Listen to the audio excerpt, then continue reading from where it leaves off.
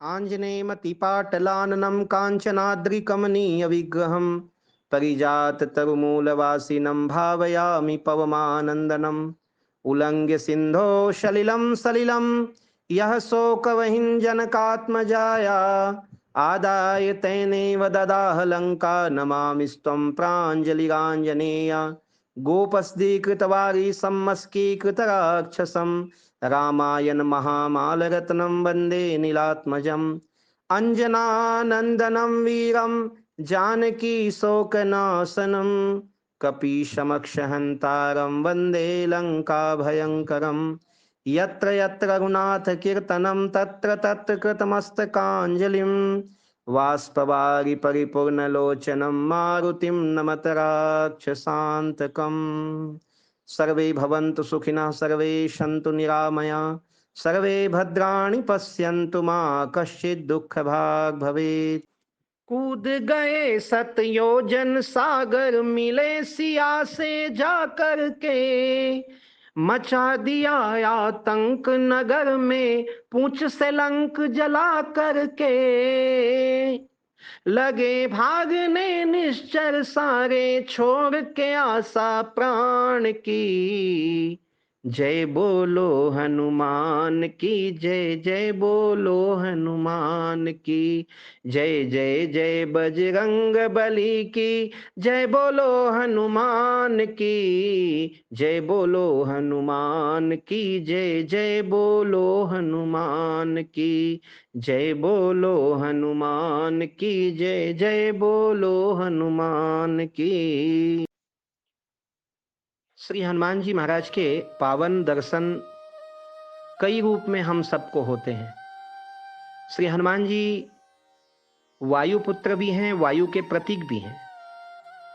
साथ ही वायु हमारे शरीर में, हमारे जीवन में, हमारे इस संसार में, प्रकृति में हर जगह कितना उपयोगी है, वैसे ही श्री हनुमान जी महाराज हमारे साधना के पथ में, भक्ति के पथ में, वैराग्य के पथ में, सभी में बहुत आवश्यक है।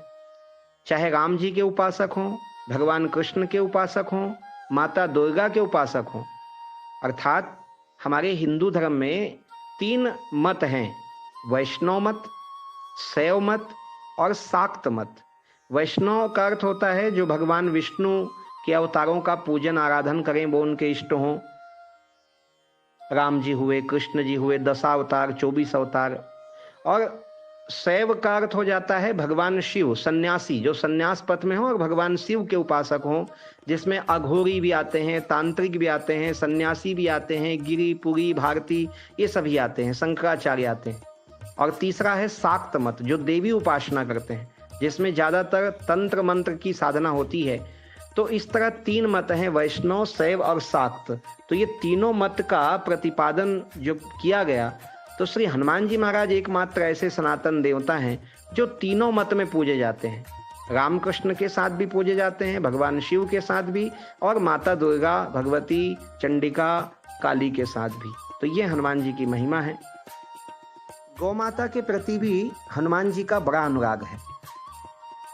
हनुमान जी से संबंधित हनुमान नाटक, हनुमत चरितामृत, हनुमान बाहुक और सुंदरकांड भी आप पढ़ें, और साथ ही साथ हनुमान जी से संबंधित और भी ग्रंथ पढ़ें। हनुमत पुराण भी है। तो इन सभी में गौरक्षक हनुमान जी का वर्णन है।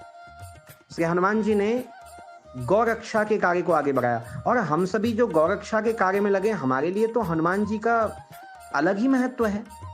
श्री हनुमान जी महाराज हमारे जीवन के सभी गौरक्षा के कार्य को आगे बढ़ाते हैं, और जितने भी गौरक्षा के काम में लगे हैं, आपको श्री हनुमान जी की सेवा जरूर। हमारी गोष्ठ में हनुमान जी बनाया जाता है। हम जब बहुत छोटे छोटे थे तब से हम देखते आ रहे हैं कि जो गाय पालने की जगह है, कोठा है, गोष्ठ है, तो दिवाली के दिन जब दरवाजे में शुभ लाभ लिखते हैं तो हमारे गोष्ठ में भी हनुमान जी बनाया जाता है, क्योंकि गौ माता के रक्षक हनुमान जी को ही माना गया है। पाठक परदेसी जी, आपकी जिज्ञासाएं बहुत महत्वपूर्ण होती है, और आज मंगलवार के दिन सुंदर कांड का आपने दोहा यहाँ पे रखा है, बहुत अच्छा लगा। हरि प्रेरित ही अवसर चले मरुत 49, अट्टहास करी गर्जा कपि बड़ी लाग आकाश। इसमें दो बातें संतों का मत है, मेरा मत नहीं है और रामचरितमानस में भी ये नहीं है, लेकिन संतन सन जस कछु सुनेऊ तुम्हऊ सुनाऊं सोई, संत मत। सबसे पहली बात, जारा नगर निमिष एक माही, एक विभीषण कर गृह नाही। श्री हनुमान जी को लंका दहन करना था, लेकिन चुनौती थी कि विभीषण जी का घर जो लंका के मध्य में है वहां आग नहीं जाना चाहिए और पूरी लंका भी जलनी चाहिए। दूसरी बात, लंका में स्वयं माता जानकी जी हैं, इसलिए हनुमान जी को यह भी सावधानी रखनी थी कि हनुमान जी के द्वारा लगाई गई आग माता सीता को किसी प्रकार क्षति ना पहुंचाए। हनुमान जी सभी कार्य में अपने ठाकुर श्री राम जी को याद करते हैं, बार बार रघुवीर संहारी तय के उपवन तनय बल भारी। हनुमान जी ने प्रभु को स्मरण किया कि हे प्रभु, इस परीक्षा की घड़ी में आप ही मुझे पार लगाएंगे।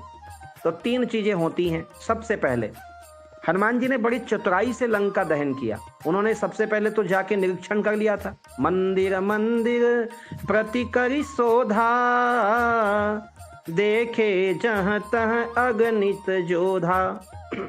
हनुमान जी ने पूरे मंदिर जाकर, हर महल में जाकर शोध कर लिया था कि लंका की रचना कैसी है, क्योंकि हनुमान जी एक दूत भी हैं और एक सक्षम दूत का कार्य होता है कि वो शत्रु के सारे भेद और संरचना जाके अपनी स्वामी को बताए। तो हनुमान जी ने पूरी लंका देख ली थी कि किधर से आग लगाऊं तो किधर जलेगा, किधर से आग लगाऊं तो किधर जलेगा। तो हनुमान जी ने उसी प्रकार से आग लगाना प्रारंभ किया। बहुत सुंदर गोस्वामी तुलसीदास जी ने कहा है और शिवाजी महाराज के द्वारा रचित, आप चरपत चंचरिका शंकराचार्य जी के द्वारा रचित और गुरु गोविंद सिंह जी के द्वारा रचित हनुमान नाटिका पढ़िए, इसमें इसका वर्णन मिलेगा। उलटी पलटी लंका सब जारी, कूदी परा पुनि सिंधु मजारी। हनुमान जी ने उलटी पलटी लंका सब जारी। इसके भी दो कारण हैं। एक अभिप्राय यह है कि कोई घर बच तो नहीं गया प्रसाद लेने में, तो हनुमान जी तो सबको प्रसाद देना चाहते हैं। और प्रसाद भी कैसा, वो कर्मदंड है, जैसा किया वैसा पाया लंका वासियों ने। श्री हनुमान जी महाराज जो हैं वो कुछ करते नहीं है, लोगों को अपने कर्म का फल मिल रहा है। लक्ष्मण जी ने निषाद जी को कहा, काहू न को सुख दुख कर दाता, निज कृत कर्म भोग सब भ्राता। श्री हनुमान जी ने लंका नहीं जलाई भाई, लंका तो अपने आप जल गई। और कैसे जली, तो कहा गया, जरई नगर अनाथ कर जैसा, साधु अवज्ञा कर फल ऐसा। उनका कर्म फल है। लेकिन हनुमान जी ने लंका जलाई भी है तो किसी ने कहा, श्री हनुमान जी आपके पूंछ में आग लगा दी गई, आप पूंछ बुझा लेते, लेकिन आपने लंका में आग क्यों लगाई? इसके भी हनुमान जी ने दो कारण बता दिए। लंका जलाने के पीछे पहला उद्देश्य हनुमान जी ने बताया कि मेरी मां ने थोड़ी सी आग मांगी थी। किस चीज के लिए मांगी वो आप सब जानते हैं। अशोक वृक्ष से पहले आग मांगा है कि आपके जो नए नए कपोल हैं वो अग्नि के समान हैं। नव तरु किस लय मनह किसानु, देहि अग्नि जनि करहु निदानु। आप बताइए, अशोक वृक्ष से मां आग मांग रही है, उसके बाद त्रिजटा से मांगा, निसी नयनल मिल सुन सुकुमारी, अस कहीं सो निज भवन सिधारी। माता सीता को त्रिजटा ने कह दिया कि रात्रि के समय आग नहीं मिलेगा। ऐसा कह के वो अपने घर चली गईं। सीता जी अकेली हो गईं और विषाद कर रही हैं, जिस लंका में मेरी मां को अग्नि ना मिले उस पूरे लंका में मैं अग्नि ही अग्नि कर दूंगा। ये पहला कारण। और दूसरी बात बड़ी रोचक है, श्री सुंदर कांड में हनुमान जी बड़ा विनोदी लीला कर रहे हैं, बड़ा रोचक। कहते हैं कि जब हनुमान जी ने पूंछ को बढ़ाना शुरू किया, उनको लगा कि मेरे पूंछ में तुम क्या आग लगाओगे, मेरी पूंछ का ही पार तुम नहीं पा सकते, हमारी पूंछ कहाँ तक है। पूंछ के भी दो अभिप्राय हैं, देखिए हर चीज के दो अभिप्राय निकल रहे हैं। एक तो होता है पूंछ, जैसे पशु को पूंछ होती है, हनुमान जी को भी एक पूंछ है क्योंकि वानर तन है। लेकिन दूसरी है पूंछ। रावण ने हनुमान जी के पूंछ को चुनौती दी, और हनुमान जी की पूंछ कहां तक है भाई। जब हनुमान जी की पूजा करने वाले बालक दास की पूंछ लाखों तक हो गई है, तो स्वयं हनुमान जी की पूंछ कहां कहां तक होगी। तो हनुमान जी ने बताया कि हमारी पूंछ कहां तक है। आज लोग कहते हैं ना हमारी पहुंच बहुत दूर तक है, तो हनुमान जी ने बताया कि हमारी पूंछ भी बहुत दूर तक है। बारी पूंछ कीन कपि खेला, रहा न नगर बसन घृत तेला, रहा न नगर बसन घृत तेला। सारी लंका का तेल खत्म, कपड़े खत्म, पुराने कपड़े लपेट डाले, जो उपयोग के नहीं लपेट डाले। रावण ने कहा ले आओ घर घर से उठा के, और हनुमान जी के पूंछ में कपड़ा लपेटा गया, तेल डाला गया। हनुमान जी देख रहे हैं, प्रसन्न हो रहे हैं, आ जाओ सबकी आहुति लगनी चाहिए, जैसे कोई पुण्य कर्म किया जाए। सामान्यतः हम गांव में गणपति जी बैठाते हैं, दुर्गा जी बैठाते हैं, तो जितने लोगों ने चंदा दिया है उनके घर घर तक प्रसाद पहुंचाया जाता है। ऐसे ही हनुमान जी को लगा कि जितने लोग मेरी पूंछ में कपड़े लपेटोगे, तेल डालोगे, उन सबके घरों तक प्रसाद पहुंचाया जाएगा। अच्छा करो तो अच्छा फल मिलेगा, बुरा करो तो बुरा फल मिलेगा। लेकिन देखिए सभी लोगों ने पूंछ लपेट में कपड़ा लपेटा, तेल डाला, लेकिन विभीषण जी इसमें शामिल नहीं हुए। विभीषण जी ने इस पाप में सम्मिलित नहीं होकर अपने घर को बचा लिया। इसीलिए कहते हैं जहां पाप कर्म हो वहां शामिल मत होना, उससे दूर ही रहो।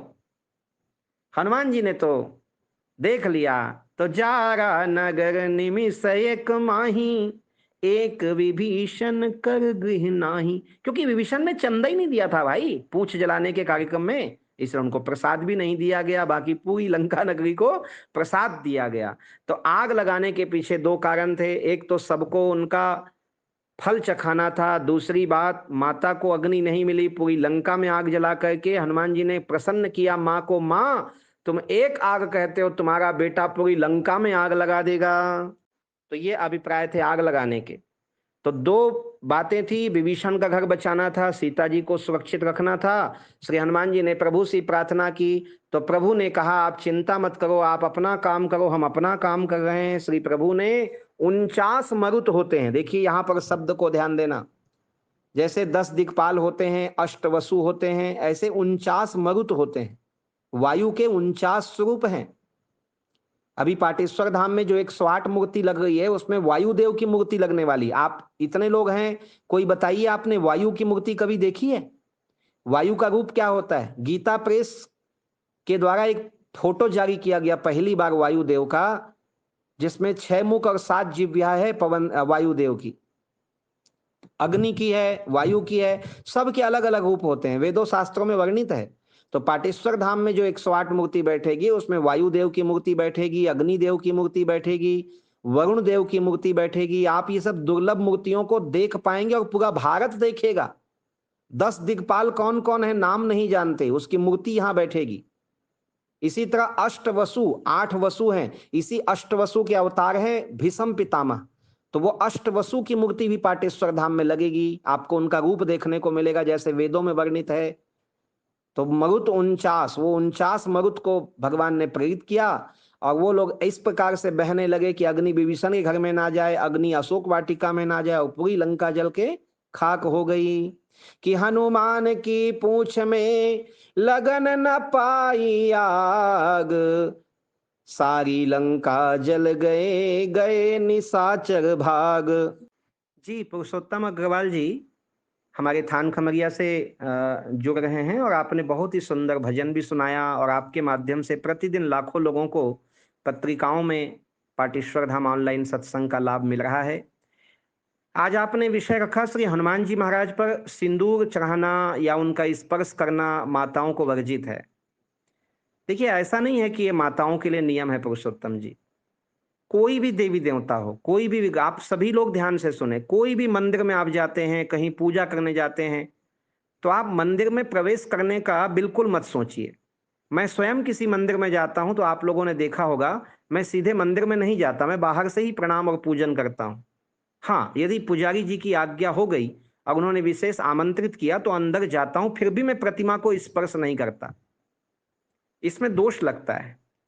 प्रतिमा को स्पर्श करना या किसी मंदिर में प्रवेश करना, ये वहां के पुजारी के लिए ही निश्चित है। हमारे बड़े बड़े तीर्थ धाम में वहां के महंत भी मंदिर में नहीं जाते बिना पुजारी के आज्ञा के। पुजारी को ही वो अधिकार होता है। लेकिन जहां तक हनुमान जी के पूजा की बात आती है और माताओं के स्पर्श करने नहीं करने की बात आती है, तो सबसे पहली बात तो यह है कि श्री हनुमान जी महाराज आजन्म ब्रह्मचारी हैं। श्री हनुमान जी महाराज से माताओं को दूरी बनाना चाहिए और सभी को दूरी बनाना चाहिए, लेकिन विशेष कर माताओं को। जैसे हम शिव जी का स्पर्श कर लेते हैं और भगवान का, लड्डू गोपाल जी का, शालिग्राम जी का, इस तरह हनुमान जी का स्पर्श माताओं को वर्जित है। आप दूर से प्रणाम करें, दूर से पूजन करें। रही बात नारियल तोड़ने की, तो इसमें बिल्कुल मनाही नहीं है, आप नारियल तोड़ सकते हैं। और साथ ही साथ हनुमान चालीसा भी माताएं पढ़ सकती हैं, सुंदरकांड भी माताओं को करना चाहिए। बल्कि हम तो कहते हैं कि रक्षाबंधन को पहली राखी सभी माताओं बहनों को हनुमान जी को ही अर्पण करना चाहिए। आप हनुमान जी को अपना भाई बनाइए, आप हनुमान जी को अपना सखा बनाइए, हनुमान जी को आप अपना पुत्र बनाइए। क्योंकि हनुमान जी जिनके पुत्र हैं, हनुमान जी जिनके सखा हैं, हनुमान जी जिनके आराध्य हैं, हनुमान जी जिनके भाई हैं, उन माताओं बहनों के ऊपर कभी कोई आंच नहीं आ सकती। तो इसलिए माताओं के लिए पूजन दूर से है, लेकिन सभी को दूर से ही कोई भी मंदिर या प्रतिमा का पूजन करना चाहिए, विशेषकर हनुमान जी का।